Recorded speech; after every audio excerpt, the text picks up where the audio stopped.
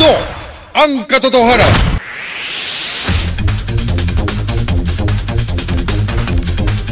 At ngayon, tunghayan natin ang mga kasaysayang nakapaloob sa hukbong sandatahang lakas ng Pilipinas. Ang mga kwento ng mga tunay na bayani at mga karanasan ng mga kawal Pilipinong naglilingkod sa bayan. Ito ang katotohanan. Ni Katotong Bing Formento at Babes ng Bayan, Karen O. Yong, dito sa DZRH at RH-TV. Ito ang katotohanan.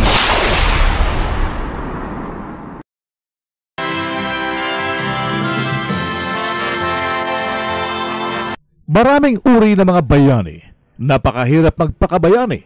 Sinasanay ba ang pagiging bayani? Pakinggan natin ang paliwanag ng mga opisyal na nagsasanay para maging bayani. Sila ay nagsasanay para paghandaan ng mga kalamidad na dumarating sa ating bansa.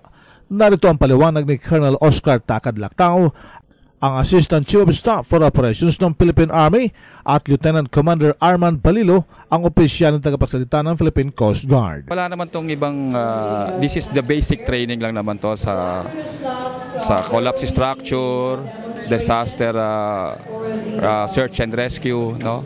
It is just a manner na gusto lang nating laging matalas yung skill set na ating mga kasundaluhan kasi people come and go, mga sundalo natin nagbabago at may mga units na mga umapalit sa kanila, no? Tapos ang ating CMOG commander, siya ngayon yung newly designated na disaster response unit ng Philippine Army. So nagkakandak siya ngayon ng tatlong series of trainings niya rito sa kanyang about 400 men para mas buong loob nila at mas handa sila sa mga problema darating. Buong bansa ba ito ng mga Philippine Army magkakaroon ng ganito? Bali dito lang to sa headquarters Philippine Army, no? Itong Philippine Army Disaster Response Unit na under ng Civil Military Operations Group. Pero sa buong bansa meron din tayo mga different disaster response units nakalatag sa buong kapuluan ng ating bansa. Anong kaibahan itong mga training nito sa mga nauna? Pagkatapos noon Ondoy at Pepeng, nakita namin yung kahalagahan na yung mga ibang agencies na umaayuda sa mga water search and rescue sa mga sa mga floodings, sa mga disaster na gano'n. Dapat marunong din na mag-handle ng mga rubber boats, tsaka dapat familiar sila dun sa environment ng tubig. So ang Coast Guard, for the last 2 months, nagtatrain kami, naiimbita kami mag-training sa mga LGUs, sa mga barangays, maging yung Navy, yung Maritime Police last week, ito naman yung Army, para maging maganda yung kanilang skills pagdating sa baha.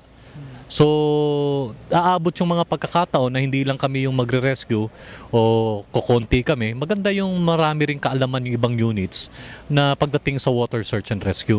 Katulad ng Army, ang specialization niyan yung mga collapse structure tsaka yung sa mga mountains. Pero ngayon, nakita nila yung kahalagahan na meron silang rubber boat. Dapat alam din nila yung pag-maintain ito tsaka yung tamang operations. Kung dadaanan ba niyan, matutusok yung rubber boat. Ano yung gagawin nyo kung may mga pasyente kayo sa tubig, paano nyo i-evacuate ng maayos. So ganun yung nagiging kaibahan. Si Coast Guard spokesman Armand Balilo. Ito ang aming pagpupugay sa palatuntunan sa mga kawal na naglilingkod sa bayan sa makabagong bayani ng ating lipunan. Ito ang katotohanan. Inyong natunghayan ang isang tunay na kasaysayang nakapaloob sa hukbong sandatahang lakas ng Pilipinas. Ito ang katotohanan.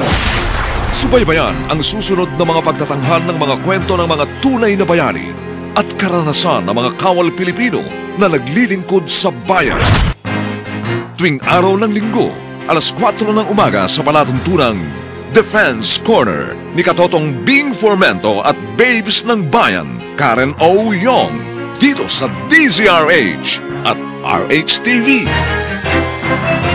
Ito ang katotohanan.